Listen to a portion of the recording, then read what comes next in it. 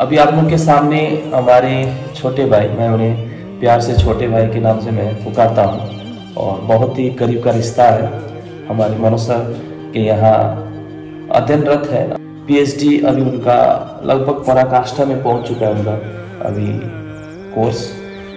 तो कविता में काफ़ी रुचि लेते हैं, तो कविता को लेकर बहुत काम कर चुके हैं और इनको एक युवा कवि का एक उपमा भी मिल चुका है। तो पुनः मैं आज उन्हें मैं अपने इस चैनल में मैं स्वागत करना चाहता हूँ। मैं कल ही आया था, तो मैं इससे पहले भी आप लोगों को बोल चुका हूँ, मेरी जो यात्रा है, अगर मेरा इनसे मिलना नहीं होता है तो मेरी जो यात्रा है आधा अधूरी रह जाती है। तो मैं पुनः उनसे मैं आग्रह करना चाहता हूँ कि अगर आपके पास अगर कोई नई कविता है, जिस प्रकार की परिस्थिति एक चित्रमाला हमारे क्षेत्र में बन रहे हैं, उन चीज़ों को लेकर, उन चीज़ों को उठाकर हमारे धनंजय जी कविताएं लिखा करते हैं। मैं चाहता हूं कि मेरे जितने भी दर्शक हैं उनके द्वारा लिखी गई जो कविता है आप लोगों के समक्ष पहुंचे, तो मैं आपसे दरख्वास्त करना चाहता हूं। बहुत शुक्रिया सर। सबसे पहले तो मैं आपके चैनल के माध्यम से आपको सुनने वाले, आपको फॉलो करने वाले जितने भी लोग हैं उनको अपना अभिवादन देता हूं। और सर बहुत ही बेहतरीन काम कर रहे हैं इस क्षेत्र में और मैं इनका बहुत बड़ा फ़ैन भी हूं। और इन्होंने जो मेरी भूमिका में जो बात कही है, कोशिश करूंगा कि उस काबिल मैं बन सकूं। मैं सीधे कविताओं पे आता हूं। जो पहाड़ों को खोद रहे हैं और बिछा रहे हैं रेल की पटरियां, जो पहाड़ों को खोद रहे हैं और बिछा रहे हैं रेल की पटरियां, गवा रहे हैं अपनी जान बारिश और भूस्खलन में, उनके लिए नहीं है रेलगाड़ियां। वे कोसों चलते हैं पैदल चप्पलों के बिना। वे सड़कें बना सकते हैं, पटरियां बिछा सकते हैं, मगर उसका उपयोग उनके लिए वर्जित है। उनके हिस्से में सिर्फ गायब होना बचा है, चाहे निर्माण के बाद हो या निर्माण के दौरान। युद्ध जो है पूरी दुनिया में छाया हुआ है। युद्ध पूरी दुनिया में युद्ध छाई हुई है। उसका शीर्षक कविता का है संवेदना और असंवेदना में उलझा हुआ एक प्रश्न। बहुत बढ़िया।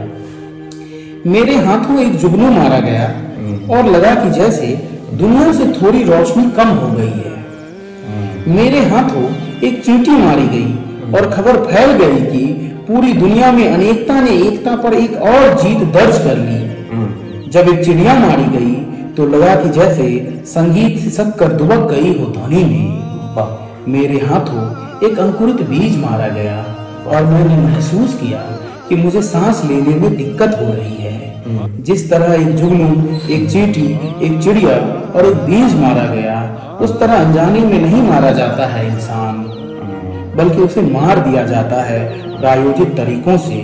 मनुष्यों के मारे जाने से क्या कुछ नहीं कमता इस दुनिया में? अगर आप ओवरऑल जो भाव है कविता का, जो कविता का सारांश है कि युद्ध का जो माहौल है उसमें निर्दोष लोग मारे जा रहे हैं। मनुष्य जिनकी कोई गलती नहीं है, ना तो वो सेना में है, ना ही वो युद्ध के विषय में कुछ जानते हैं। अचानक बम आ गया, कोई गोलीबारी हो गई, देश दुनिया में इस तरह का माहौल छाया हुआ, बेमौत लोग मारे जाते हैं। तो मेरा ये कहना है कि इस लोगों के मरने का कारण क्या है और क्यों मारे जा रहे हैं, उनकी गलती क्या है। अगर उसे मारे जाने के बावजूद भी, लोगों के मरने के बावजूद भी किसी को कोई फर्क नहीं पड़ता, क्या ऐसा क्यों है? लोगों के मरने से क्या दुनिया में कुछ भी ऐसा चीज होता है या नष्ट हो रहा है या नहीं हो रहा है? इस बात को समझने की जरूरत। बहुत सुंदर बात इन्होंने कहा।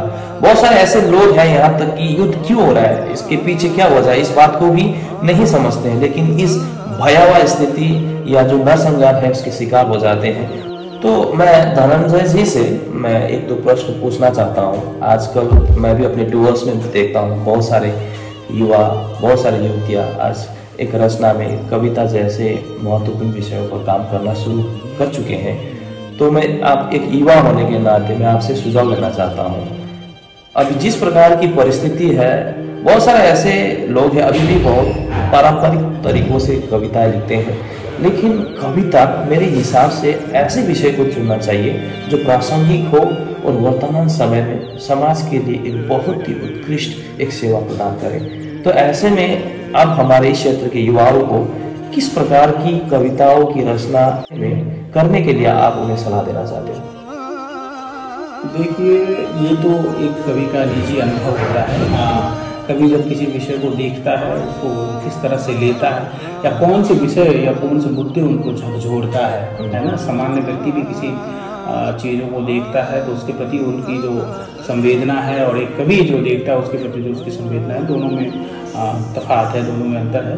तो देखने का नज़रिया है। लेकिन आप जिस इलाके से आप आते हैं, उस इलाके में अभी भी संसाधनों की कमी है, और विकास जो है अभी कोसों दूर है वहाँ से।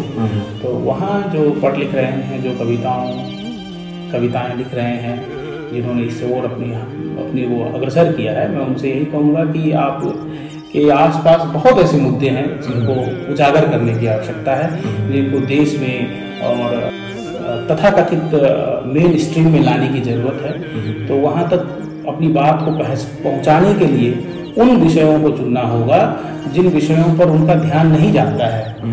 तो जैसे कि अब डुअर्स की खूबसूरती को सभी को जानते हैं, प्राकृतिक सुंदरता को सभी को जानते हैं, लेकिन उनके अंदर जो एक ज्वाला है, जो उस खूबसूरती को पोषण करने वाले लोग, जो उन खूबसूरती को बना कर रखने वाले लोगों की स्थिति क्या है, उन पर कोई बात नहीं करता है ना। वहां तक कोई घुस ही नहीं पाता। एक पर्यटन दृष्टि से पर्यटक, चाहे श्रमिक हो, चाहे किसान हो, चाहे छोटे छोटे मजदूर हो, ऐसे लोग किसी की नजर नहीं जाती। पर्यटक आते हैं, वहाँ पे रहते हैं, बहुत बढ़िया वहाँ का माहौल है, आबो हवा बहुत सुंदर है, प्राकृतिक दृष्टिकोण से मैं कहता हूँ। लेकिन उसका उनकी सामाजिक स्थिति कैसी है, वहाँ संसाधन की क्या स्थिति है, सरकार ने किस तरह की पॉलिसी वहाँ पे बनाई है, और क्या क्या वहाँ लागू हुआ है, लोग किस चीज से जो है अभी भी अछूते हैं, उन चीजों पर वो पर्यटक नहीं देख रहे हैं। लेकिन हमें दिखाना है, किसे दिखाना होगा, जो वहाँ रहते हैं, जो वहाँ जीवन यापन करते हैं, उन्हें उन विषयों पर संकेत करना, उन विषयों पर जो है वार करना होगा, लोगों तक पहुँचाना होगा उन सब विषयों को, कि ये डुअर्स जैसे क्षेत्र में, चाय बागान इलाके में ये प्राकृतिक सुंदरता है। इस प्राकृतिक सुंदरता में एक ऐसा मुद्दा भी है जो आप तक नहीं पहुंचा है, जहां पर आप लोगों की नज़र जानी चाहिए। वो चाहे श्रमिक मजदूर है, वो आदिवासियों की समस्या है, वो वहाँ पर रहने वाली स्त्रियों की समस्या है, वहाँ पे रहने वाले छात्रों की जो समस्या है, स्कूल की जितनी दूरी पे है, संसाधन पढ़ने के लिए उतना बेहतर नहीं है। तो उन सब चीज़ों पर जो है मेरे ख्याल से जो आने वाली पीढ़ी, बहुत ही अच्छा बात हमारे कवि जी, युवा कवि बता रहे हैं।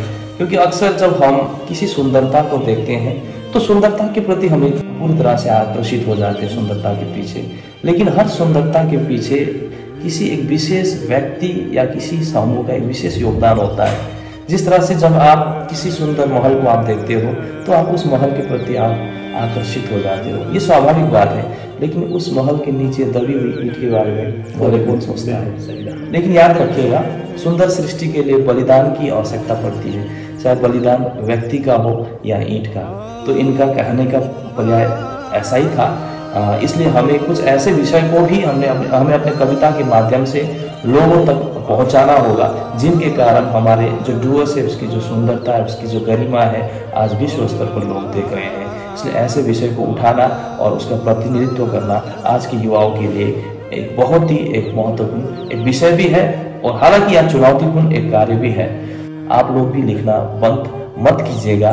आप कवि हो, आप अप्रत्यक्ष रूप से आप लिख सकते हो, लेकिन आपका जो मैसेज है समाज तक जरूर जाना चाहिए। मैं आप सभी को, अगर आप लोग कवि है, आप लोग साहित्यकार है, अगर आप लोग इस दिशा में आप लोग काम कर रहे हो, तो सभी को मैं शुभकामना देकर आज के हमारे इस छोटे से सेशन को मैं हमारे आज के मेरे जो अतिथि, मेरे जो भाई हैं, मैं उनको धन्यवाद देते हुए यहीं पर समाप्त करना चाहता हूँ। धन्यवाद। बहुत शुक्रिया।